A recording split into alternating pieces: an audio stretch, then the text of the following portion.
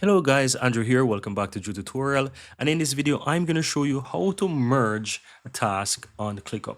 So what I'm going to do here, as you can see, I have a video tool here. And if I want to merge this with another task, I can simply find this task right here, click the three dots towards the right, and here I will find the option to merge. So if I click on merge, now I need to select a second task that I want to merge this with.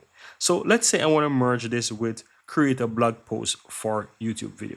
Click on this and then click on confirm. And this is going to actually merge the two tasks together. Keep in mind that it will take the name of the second task.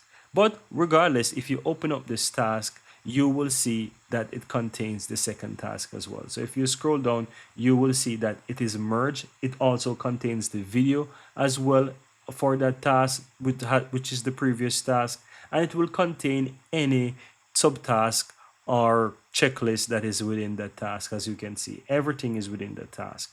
If you're not satisfied with the name after it's merged together, you can simply go ahead and click the name section here and just rename it to whatever you want. I'm going to simply say create a blog for YouTube video, and let's say and record video and record it, for example, as an example, right?